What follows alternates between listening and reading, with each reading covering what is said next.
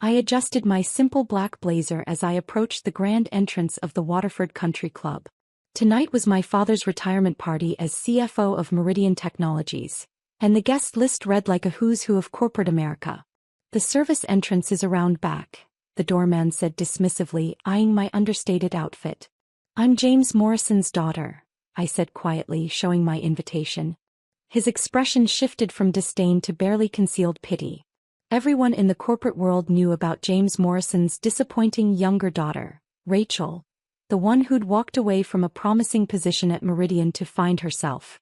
If only they knew I'd spent the last 5 years methodically working my way up through Meridian's international divisions under a different name, carefully hidden from my family's influence. The ballroom was already filled with executives in designer suits and their wives in couture dresses. My older sister Amanda held court near the center, her Cartier bracelet catching the light as she gestured. "Oh, Rachel," she called out, loud enough for nearby guests to hear. "Mom was worried you wouldn't make it. Though, couldn't you have dressed more appropriately?" I smiled, knowing my simple blazer cost more than her entire outfit. "I came straight from work." "Work?" she laughed. "Is that what you're calling your little consulting business now?" My little consulting business had actually been my cover while I revolutionized Meridian's Asian operations, but they didn't need to know that yet. "Rachel." My mother's voice carried across the room. "You're late and, oh dear, is that what you're wearing?" She approached with my father, both of them looking uncomfortable at my presence. Dad was retiring after 30 years at Meridian, and his disappointment in my career choices still stung him. "The children's table is over there," Mom said, gesturing to a corner. "Since you didn't RSVP with a +1, we thought you'd be more comfortable with the younger crowd." I watched them share knowing looks. Poor Rachel, still single, still struggling in her career while Amanda had married a VP and was on track to make partner at her law firm. My phone buzzed. A message from Meridian's board chairman. Everything's set for the announcement. Time to reveal the new CEO. I smiled, tucking my phone away. "Actually, Mom, I should probably stay close to the main table. There's going to be an important announcement tonight." "Oh, honey," she patted my arm condescendingly. "The announcements are all about your father's retirement and the new CEO. You know, actual corporate news." "Speaking of the new CEO," Amanda chimed in, "I hear it's someone brilliant. Completely transformed our Asian markets. Very mysterious though, operates under a pseudonym for privacy." I bit back a laugh. "They only knew." "Rachel," my father finally spoke, his voice tired. "Just try not to cause any scenes tonight. This is important." I remembered all the times he'd told me I was throwing my life away, that I'd never understand corporate leadership like Amanda did. Those lectures had fueled my determination to succeed on my own terms. The board chairman clinked his glass, calling for attention. "Ladies and gentlemen, we're here tonight to honor James Morrison's 30 years of service to Meridian Technologies.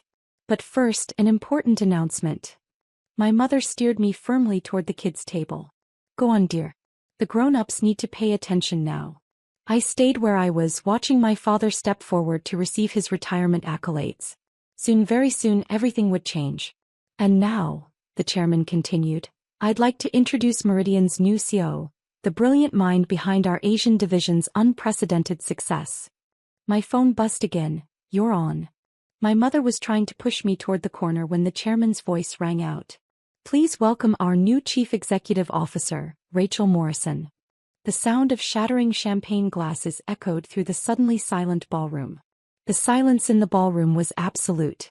My mother's hand froze mid-push, her perfectly manicured fingers trembling against my arm. Amanda's champagne glass slipped from her grasp, creating a crystalline explosion at her feet that nobody moved to clean up. "There must be some mistake," my father said, his voice cracking.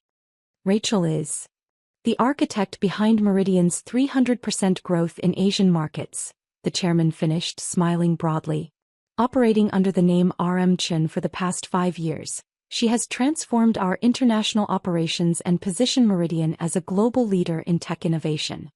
Amanda's mouth opened and closed soundlessly. "RM Chin? But that's the mysterious executive you were just praising?" I supplied, finally stepping away from my mother's now limp grip. "Yes, that would be me." The whispers started spreading through the ballroom like wildfire. Executives who had dismissed me moments ago were suddenly straightening their ties and plastering on ingratiating smiles. But you've been doing small-time consulting work, my mother stammered. All those missed family dinners, those business trips to Asia, were board meetings, merger negotiations and corporate restructuring, I confirmed, walking toward the podium. Though I have to say your assumptions about my failure made it much easier to work in secret. My father's face had turned an interesting shade of pale. The Asian expansion, the digital transformation initiative, the Morrison method of corporate restructuring. Named after me, Dad. Not you. I reached the podium and turned to face the crowd. Though I have to thank you, all those years of telling me I'd never understand corporate leadership really motivated me to prove you wrong. The chairman handed me a glass of champagne. Rachel has insisted on working under a pseudonym to ensure her success was based purely on merit, not family connections. Her identity was known only to the board and our major shareholders. Amanda pushed forward, her designer dress wrinkled in her agitation. But I'm the successful one. I'm the one who followed Dad's path. You followed his path, I agreed. I built my own. My phone buzzed again, a message from my executive assistant. Stock prices already rising on CEO announcement. Press waiting for your statement. The chairman cleared his throat. Rachel's first act as CEO will be to implement her Morrison method across all global divisions. The same strategy that tripled our Asian market share. The Morrison method? My father whispered. My retirement presentation included praise for that strategy. I said I wished I'd thought of it myself. I remember, I said softly. I was in the back of the room when you gave that presentation. Right after you told Mom what a shame it was that I'd never amounted to anything. The color that had drained from his face now came rushing back. Several of his colleagues shifted uncomfortably, no doubt remembering their own dismissive comments about the wayward Morrison daughter. My mother finally found her voice. All this time, when we thought you were struggling, I was running major portions of Meridian Technologies. I finished. Those small consulting jobs? Cover stories for when I was restructuring entire divisions. That cheap apartment? A penthouse I bought after my first successful merger. The chairman raised his glass. Ladies and gentlemen, please join me in welcoming Meridian's youngest ever Chief Executive Officer, Rachel Morrison. The applause that followed was thunderous, though I noticed Amanda's hands remained firmly at her sides, her face a mask of shock and building fury. Rachel, my father stepped forward, his voice unsteady. We. Save it, Dad, I said, but not unkindly. We have more pressing matters. Your retirement party has just become my promotion announcement, and there are reporters waiting outside for comments about Meridian's new direction. My phone buzzed yet again. Wall Street Journal requesting exclusive interview. Forbes wants cover story on the hidden CEO. I turned to address the crowd, but not before catching my mother frantically texting, probably updating her society friends about her suddenly successful younger daughter. As my first official act as CEO, I said clearly, watching Amanda's face carefully, I'm announcing a complete restructuring of our corporate leadership. The future I'd carefully built was finally coming into view, and the expressions on my family's faces told me they were only beginning to understand just how much everything had changed. The next hour passed in a blur of congratulations, press statements and carefully orchestrated announcements. I watched from the podium as my family tried to process the seismic shift in their perfectly ordered world.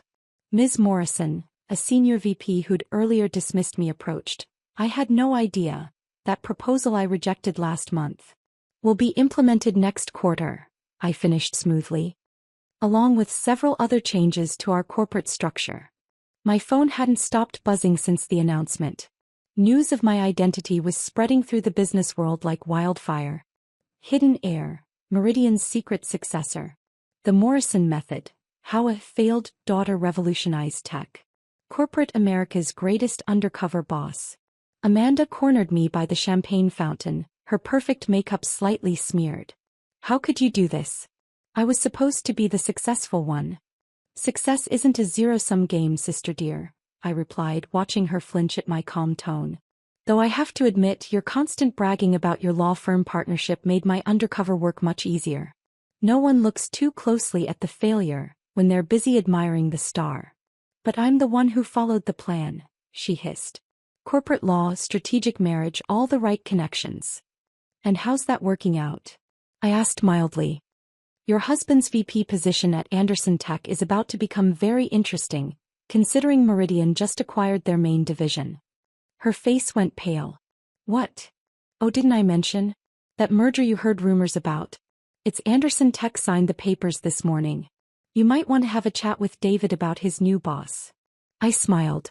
Me.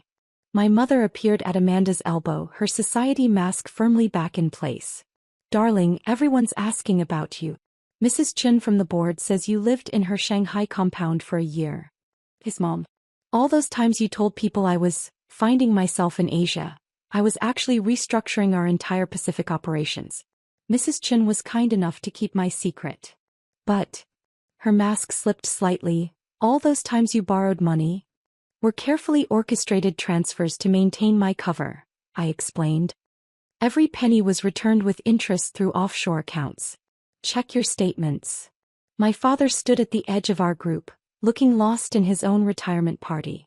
The man who'd spent years lecturing me about corporate strategy was finally seeing the full scope of what I'd built under his nose. The Morrison method, he said quietly. That quarterly earnings presentation, you were there. Front row, Dad. Wearing a catering uniform.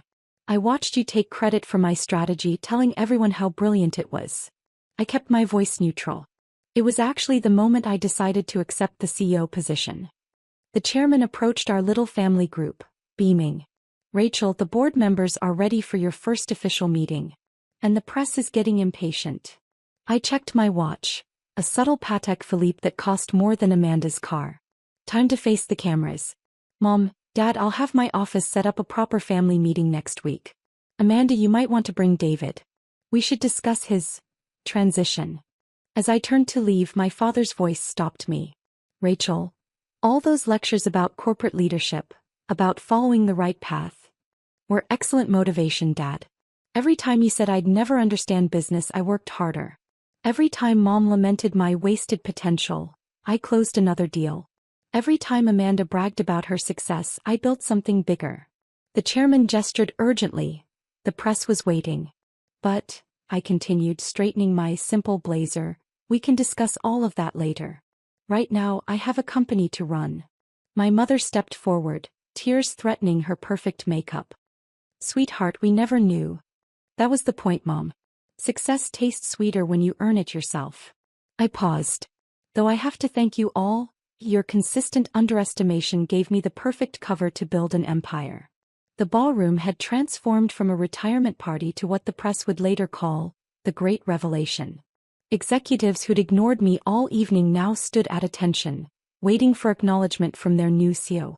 Ladies and gentlemen, the chairman announced, Ms. Morrison will now take questions from the press. As cameras flashed and reporters called out questions, I caught one last glimpse of my family, my father's shocked pride, my mother's calculating re-evaluation, and Amanda's crumbling superiority. Ms. Morrison, how does it feel to become America's youngest tech CEO? What inspired the Morrison method? Was your family's underestimation part of your strategy? I stepped up to the microphone, my voice clear and confident. The best success stories are often written in silence. I chose to let my work speak for itself, free from family expectations or corporate nepotism. The Morrison method isn't just about restructuring companies. It's about recognizing that true leadership doesn't need constant validation. The reporters scribbled frantically as I continued. My father spent 30 years building Meridian Technologies. I spent 5 years transforming it. Today isn't just about a retirement or a promotion. It's about the future of corporate leadership.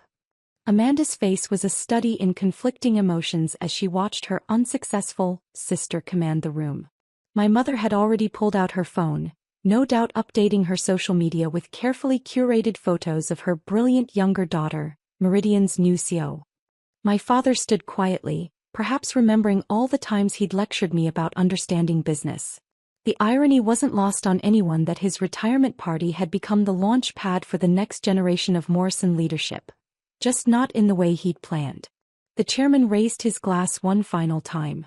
To Rachel Morrison, proof that the best leaders don't always follow the expected path. As the crowd echoed the toast, I caught my reflection in the ballroom's gilded mirrors. The disappointing daughter had orchestrated the corporate coup of the decade, all while her family dismissed her as a failure. Success, I'd learned, doesn't need an audience to grow. Sometimes the quietest moves make the loudest statements. And as I prepared to lead Meridian Technologies into its next chapter, I couldn't help but smile at the ultimate irony. The child they'd banished to the kids' table was now sitting at the head of a global corporate empire. The next morning, the headlines told the story. Morrison Family Dynamics: How a Father's Doubt Fueled a Daughter's Empire. From kids' table to boardroom, the secret rise of Rachel Morrison. Meridian's new era. Youngest Sue reveals 5-year undercover success. My office at Meridian headquarters, previously my father's, now displayed a single framed photo. Me in a catering uniform at last year's shareholders' meeting, serving champagne while the board praised my anonymous work. A perfect reminder that success doesn't always wear a designer label, and the best revenge is served with a side of corporate acquisition papers. Sometimes the kids' table has the best view of the empire.